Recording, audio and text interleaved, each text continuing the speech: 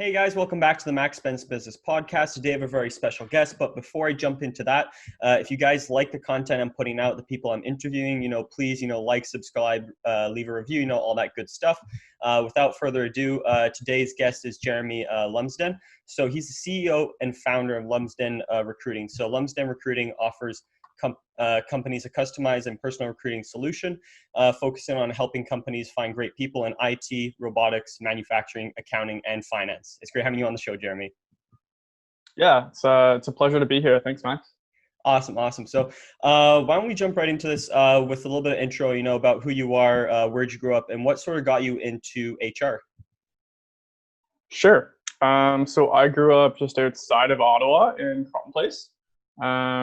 Definitely a pretty small town. So I did my first year in Toronto and was like shocked by the size of that city. So Ottawa was kind of a comfort zone for me. It was like a nice in between.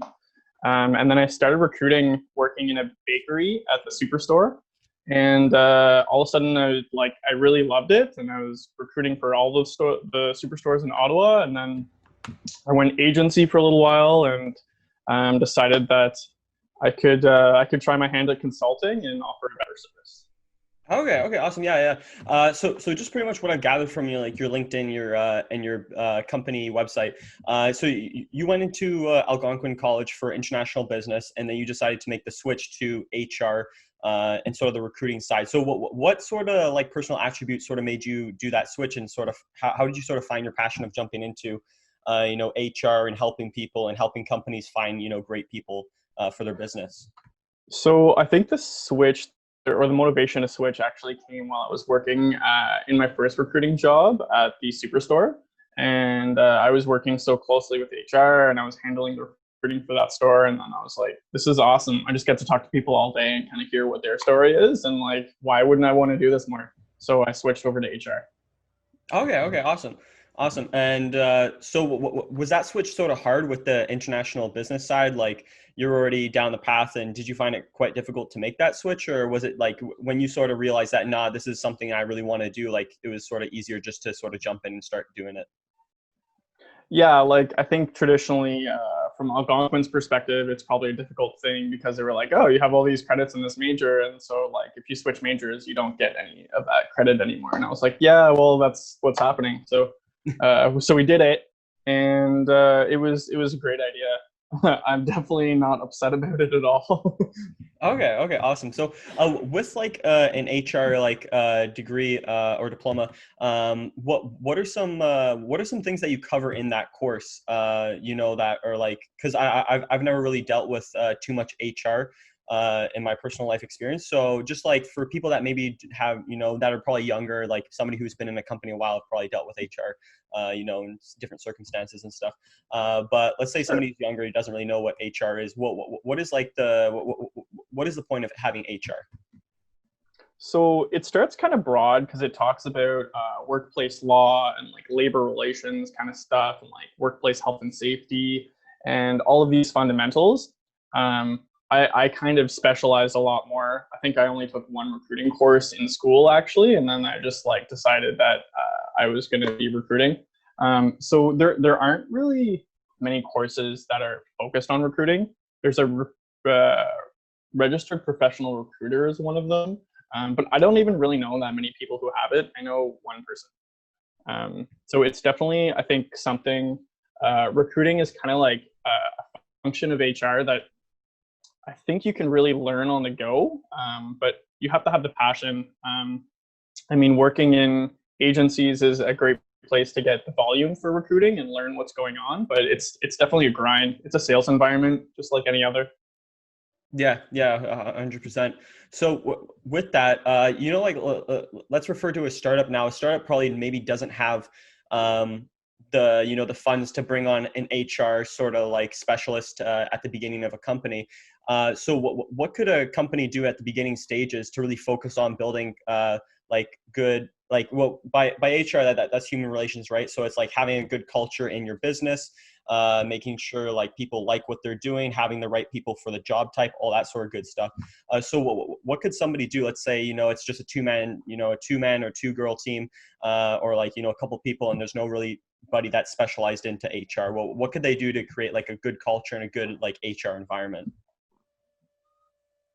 And so this is the reason that I like consulting so much, is because like these small companies may not have a budget to take someone on full time. So I can come on in a part-time fashion or in project-based kind of work and really help them with whatever issues they're talking about. So culture is something that's changing a lot for sure, because so many companies are just working remotely at this point. And so the change has happened where, we may put a lot more resources, or may have previously, into creating an awesome office environment where that is not so much the relevance for a lot of people working with the company. So you need to figure out a way to make those culture changes online.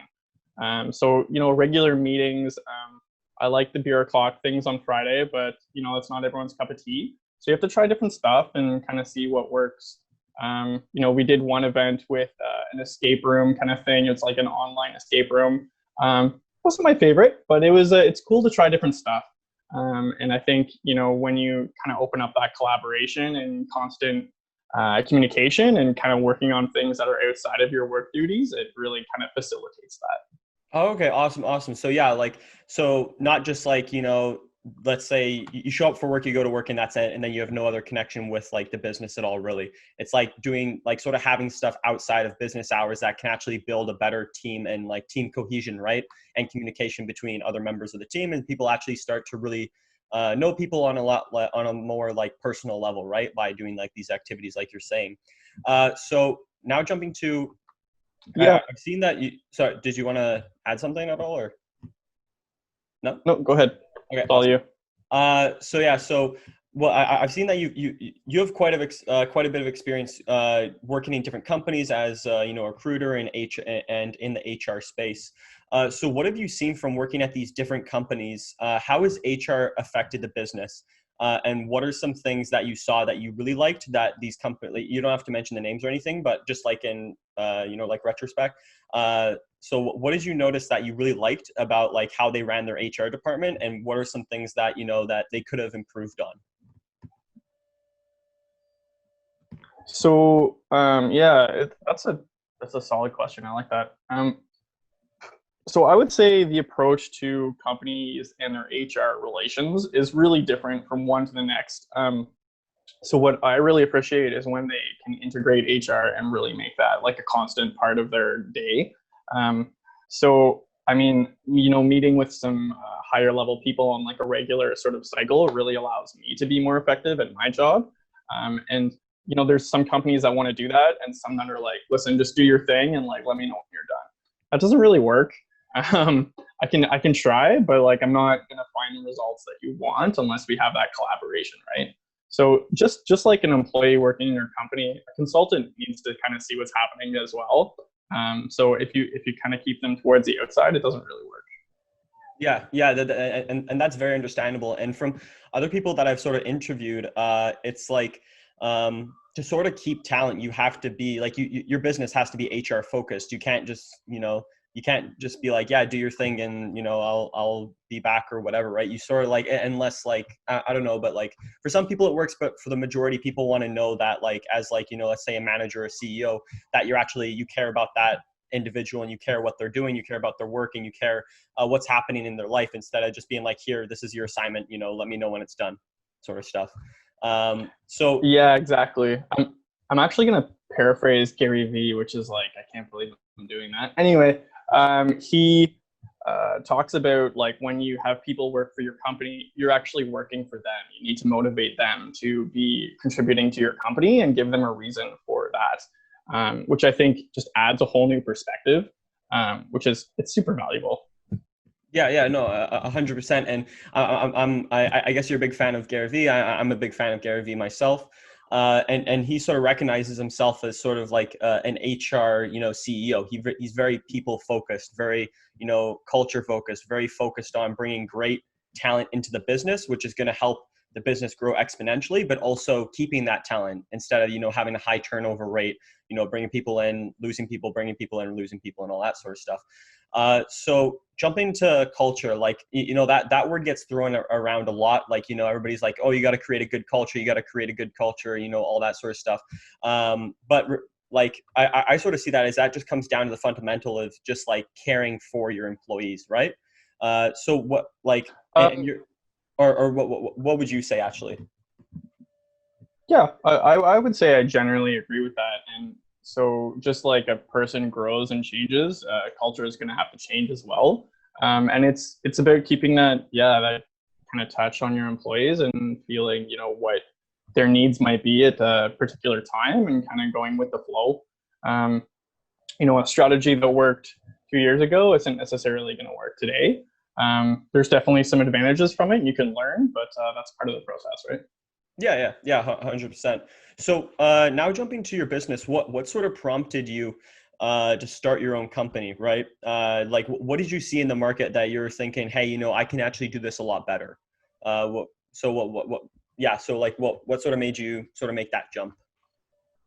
So I think I basically stopped believing in the work I was doing in agencies, and I wasn't effective at it anymore.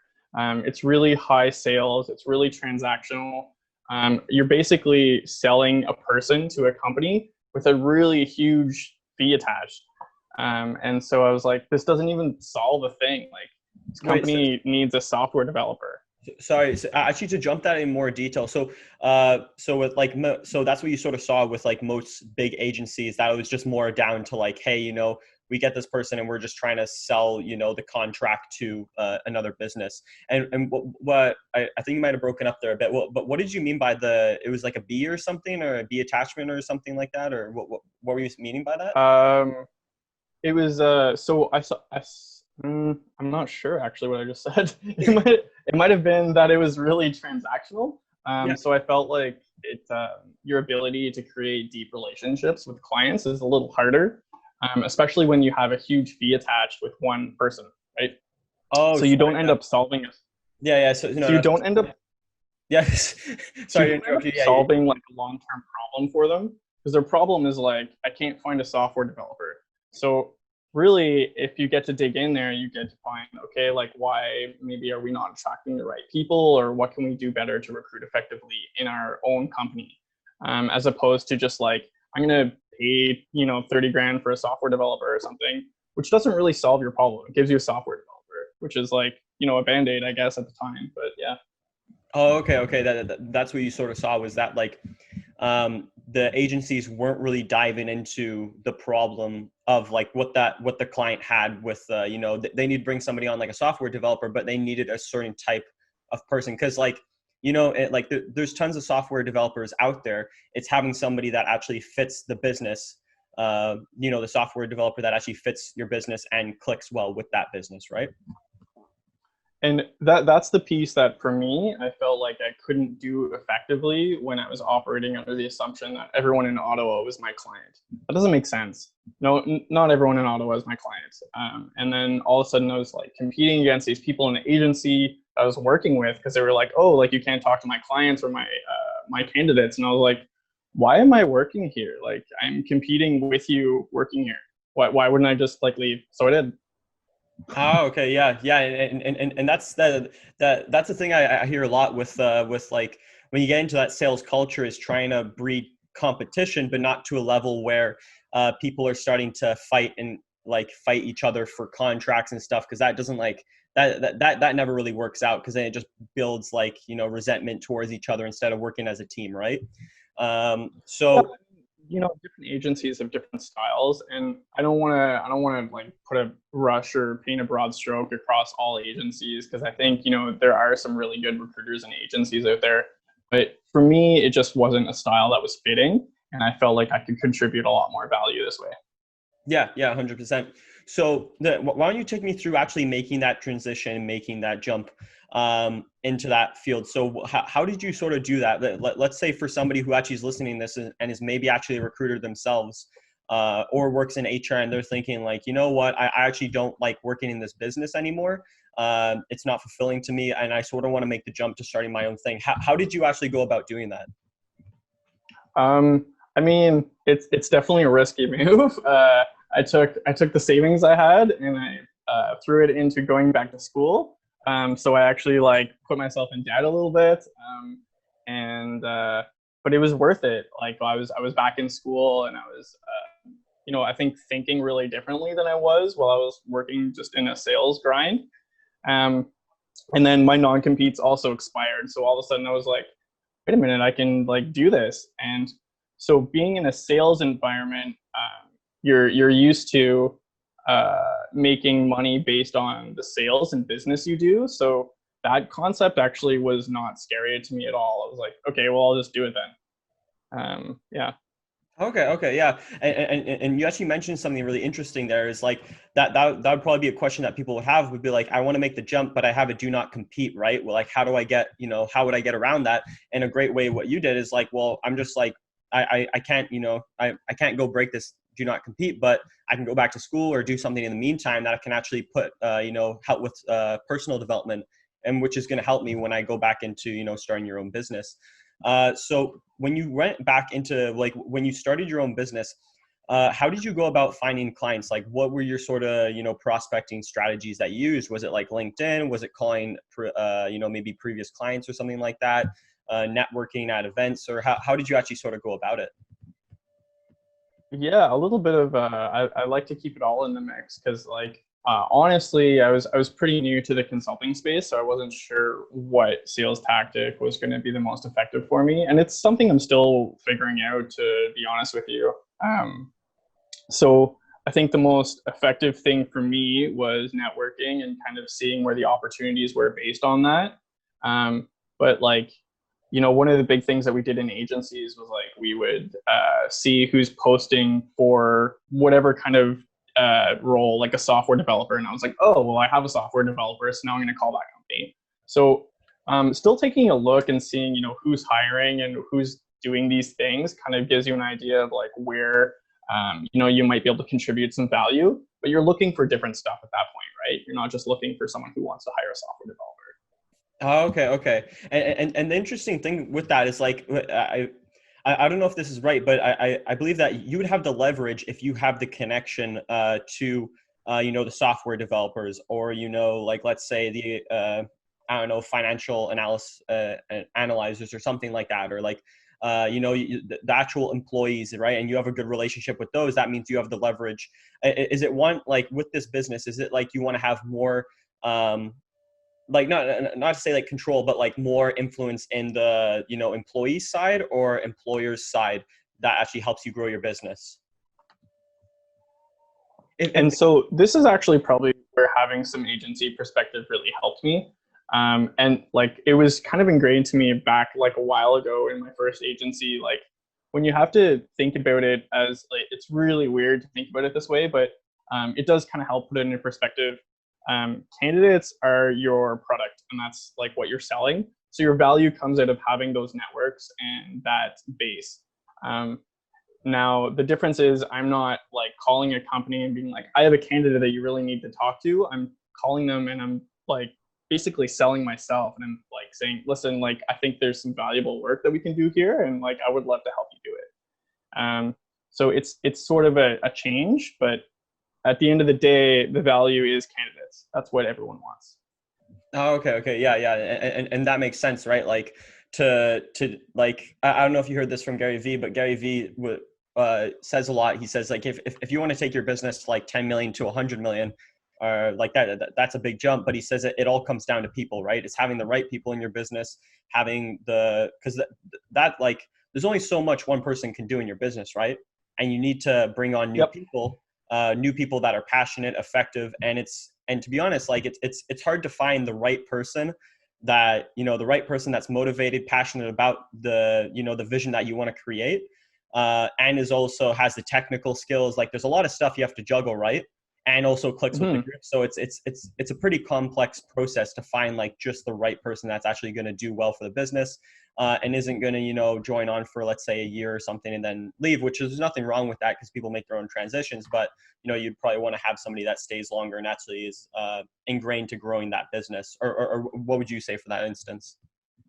Yeah, I definitely think, making sure that you have the right people that are going to contribute to what you're trying to do with your business is definitely the way to go. But again, I'll bring it back to, you have to make sure that they have incentive to want to stay with your business or want to contribute to that growth. And so I'm currently a one-man show right now. I'm kind of doing everything, and I'm trying to figure out what that looks like a little bit. But the long-term goal is that I hire people for different functions within that company. I need to do those things a little bit so I know what I'm actually hiring. Yeah, yeah, Like true. it's hard for me to evaluate a person marketing if I've never tried to market my company. Yeah, yeah, 100%. And understand, like, you need to. I was actually talking to. This was a U.S. Real estate developer, and he was talking about pretty much as like a syndicator and real estate developer. It's like you're pretty much it's an orchestra, right? And you're the conductor, right? So it's like you don't know how to play, let's say, the violin, but you know how it should sound, you know how it should be, and you know how when it should come in and when it shouldn't come in, and that's what you sort of really need to understand. So yeah, like but yeah, like you're saying, is like you sort of need to taste everything to really understand what you need to do. Um, so with that, like what have you seen that have been the best incentives to keep employees on with the company? Has it been, maybe money? Has it been like, equity in the company? Has it just been like working with, having somebody that just loves working with like the people that they're working with, right? Like a great, work environment. So I would say like there isn't like a one size fits all. Like it's really dependent on the person that you're talking to. And it's also dependent on the roles, right? I mean, if you're hiring salespeople, you want to motivate them to make sales, and you want to make sure that when they're doing what you're asking them to do, you're like compensating them properly. And for other opportunities, like say joining Lumsden Recruiting or something, that's a risk. Like I'm like one guy right now, just like running the thing, and I'm like, listen, like I can give you an opportunity, but I have to figure out how to make that opportunity appealing to the person coming in, and so that's a negotiation. And I think people sometimes are afraid to say what they want when they're looking for jobs, but I find that super valuable. Like when I can have a conversation with someone, they're like, no, like this is what I'm looking for. I'm like, perfect, thank you. True. Awesome. And so, when you're going around, recruiting or finding the right people for the job, what characteristics have you seen in potential employees that have, that have made them most successful, or have like made them the best for that sort of job? Like, I know that's very varied, but like breaking it down to characteristics, is it like passion? Is it drive? Like, what have you sort of like? Is it communicational skills? What have you sort of seen?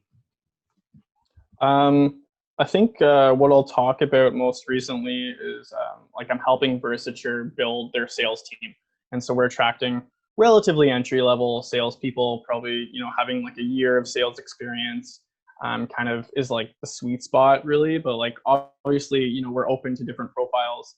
Um, but yeah, I think when we're talking to someone, we're really looking to kind of see that that person is hungry and driven to do those things. Because especially working remotely, it's you're going to have some self motivation to be able to succeed in a sales role. So that's a huge thing, and it's kind of hard to gauge that without just talking to people. So like the reality is, for this particular role, I talked to a ton of people.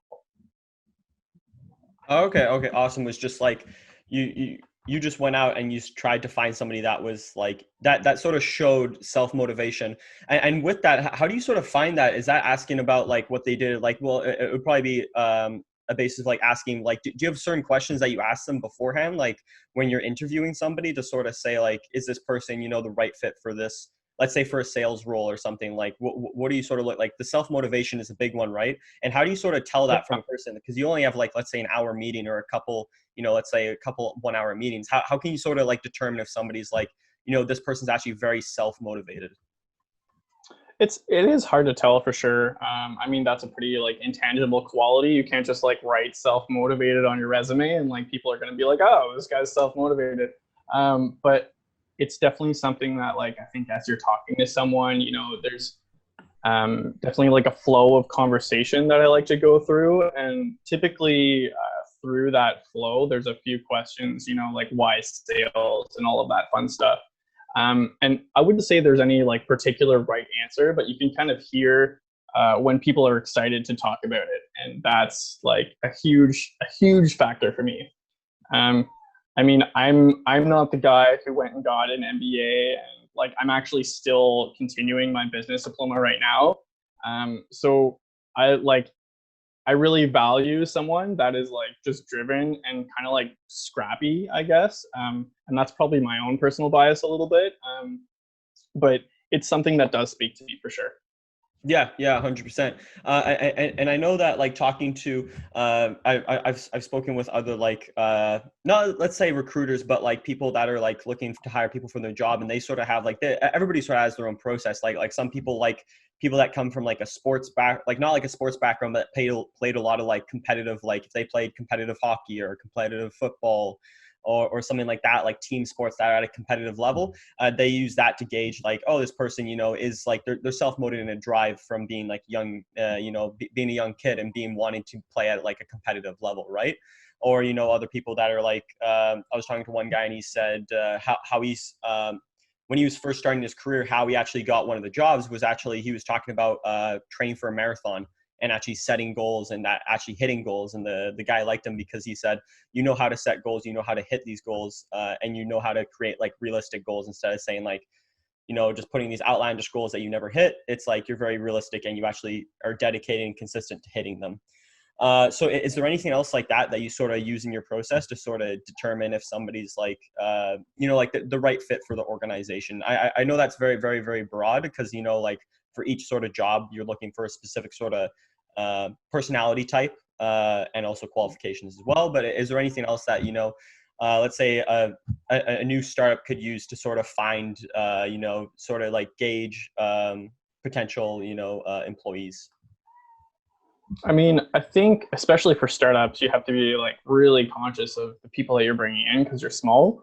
But like I think it even starts at figuring out, okay, what is it that we need this person to do, and then you can start to kind of build out skills from there and like a profile. And then obviously, you're not going to talk to people that match the exact profile that you envisioned in your head because that's not reality.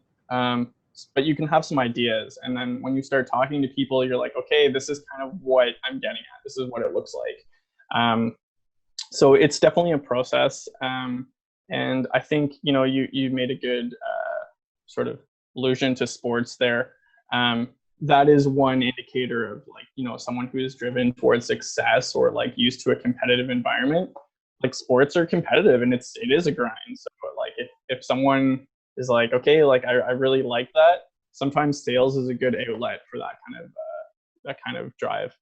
Yeah, 100%. And I very much, yeah, like I've actually seen that sort of when you were saying that, I sort of just realized that more in depth. Was that like, yeah, a lot of like, if you look back on like quite a few salespeople did actually play a lot of sports and competitive sports, right? And they like that environment of like, going out and like the process of like chasing clients or chasing things, right? And they like that sort of like the game of it, right? So now jumping to like a sort of a different topic, but what can job seekers do, or people looking for jobs that what can they do to sort of stand out to employers? So, I mean, especially right now, there's a lot of people applying for jobs. So I think it is important to do something a little differently.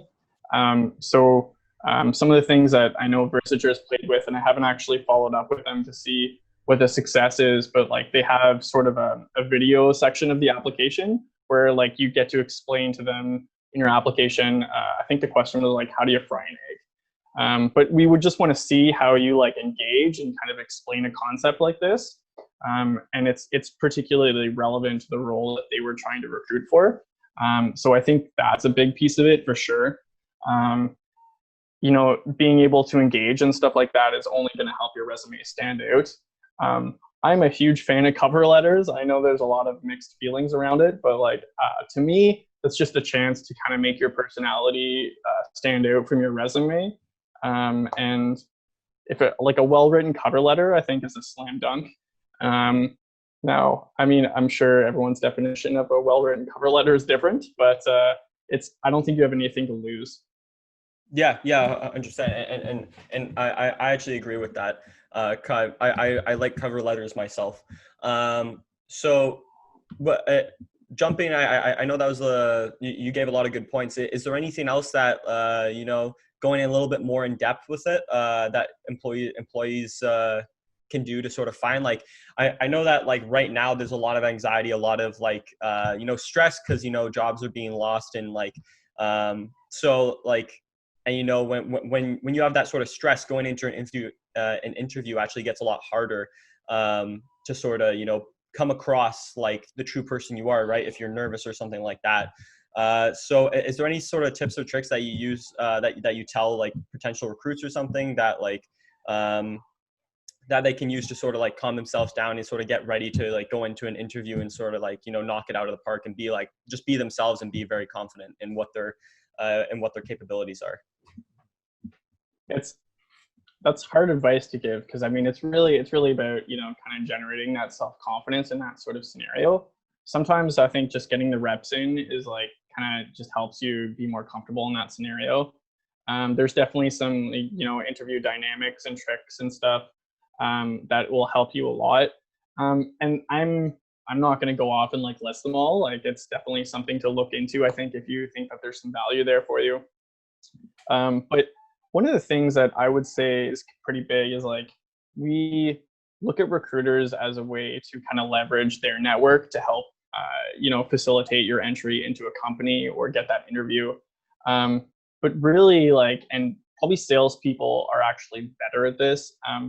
After you like apply to a company or show interest, like reach out to the people who are going to be part of that process directly and like try and have a conversation with them, because like that's going to draw attention to your application. It's sometimes easier said than done, but that can have a really huge impact, and I think it's something that is really underutilized. Yeah, yeah, I actually love that a lot. And when I was in real estate, I actually used that strategy. Was like when I was interviewing for a company, I reached out to not just the manager that I was going to be in charge, like that was going to be in charge of like the hiring process, but also other high level people in that company. And just asked for a coffee meeting. I know that's hard to do now, but maybe like a virtual meeting or something, 15-minute virtual meeting, just to sort of pick their brain and sort of how they, became successful in that organization, right? And the surprising thing is a lot of people actually say yes to that. Like, if you're a younger person, or, it doesn't have to be a younger person, but a person of any age, just asking somebody, being like, hey, like how did you become successful in that business? Or like, can I have 15 minutes of your time? You'll actually be surprised about how many people actually say, yeah, for sure.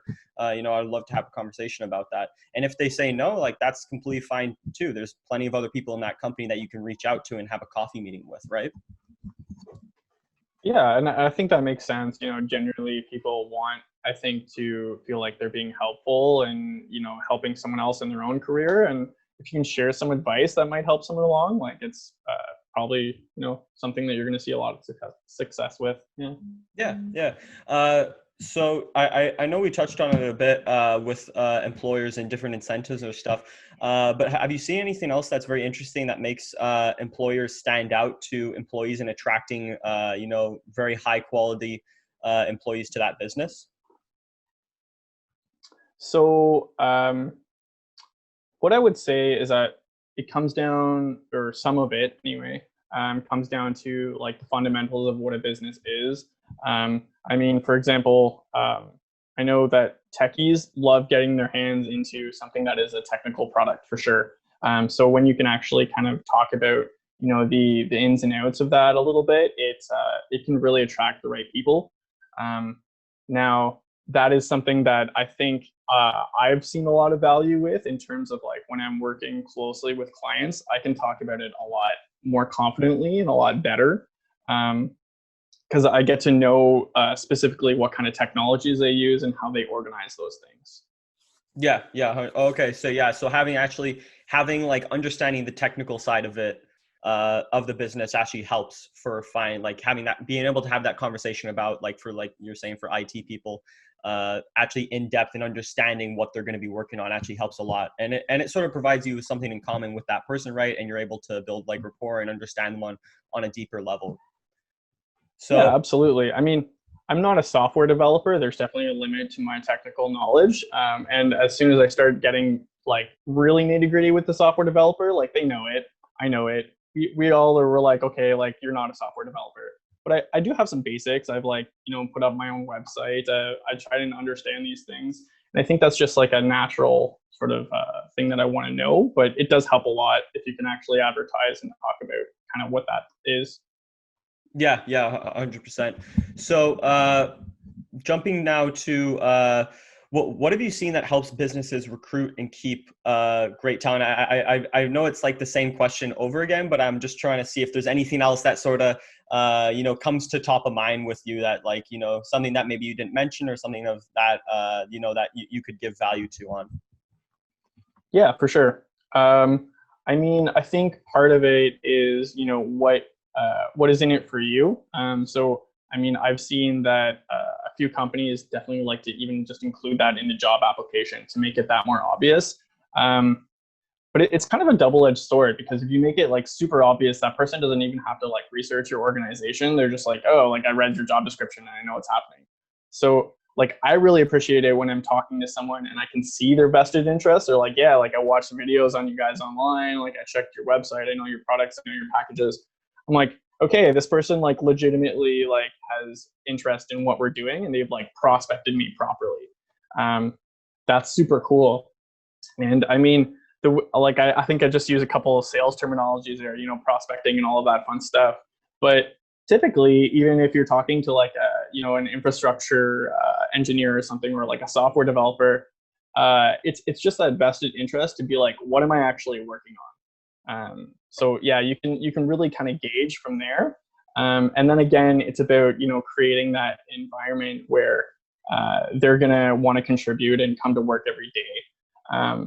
And if you can successfully create something like that, you're not going to have that person up and leave every time a recruiter goes, hey, do you want to grab a cup of coffee? They're happy with what they're doing right now. So they may have the cup of coffee, they may want to build their network still, but they're not interested in leaving your company. Yeah, yeah, 100%. Yeah, that is some great advice. So I know we're coming to the end here. Where can people find out more about your business, more about what you're doing? There's a lot of people right now looking for jobs and other things like of that nature. So how could they get into contact with you and sort of have like a virtual coffee meeting to talk with you further? So like LinkedIn is doing some pretty crazy things these days. It's like exploding. And so I live on LinkedIn because I'm a recruiter. I'm sure a lot of recruiters do. So I would say that's a really great place to start. I'm definitely pretty responsive on it, but as well, like I have my own website, lumsdenrecruiting.com. So you can, log on to there and sort of apply as a candidate or as someone who needs to kind of build that business and get some advice that way. So there's definitely some different avenues, but I'm always happy to talk. Okay, awesome, awesome. Before we go, is there anything else that on the top of your head that you want to mention, maybe about a future project or anything like that, or anything else you just want to mention in general? Maybe your Sure. YouTube channel or something like that. Sure, yeah. I'm doing a lot of work with Movember this month because it is November. So you get to see my crusty little mustache here. But it's basically, I think it's something that this year especially, we're seeing a lot of social isolation. So I've just tried to create some online virtual events to kind of increase that connection. And so I definitely encourage people to check them out. Movember Ottawa on Facebook has those events listed. We've got a virtual trivia night. We've got a live stream concert one night, and we have a virtual yoga event. So those are the ones that I'm immediately looking at. But as I sort of connect with the greater Movember, we're going to talk about some more events that are happening outside of Ottawa. But since it's all virtual, it's like, do it all. Yeah. Yeah, true. Oh, yeah. Thank you again for bringing that up with Movember and stuff. So yeah, guys, if you made it to the end of the podcast, thank you very much for listening. Highly recommend you go check out Jeremy, his company, and what they're doing, and also Movember as well. And it was great having you on the show, Jeremy. Awesome. Yeah. Thanks, Max. I'll talk to you soon.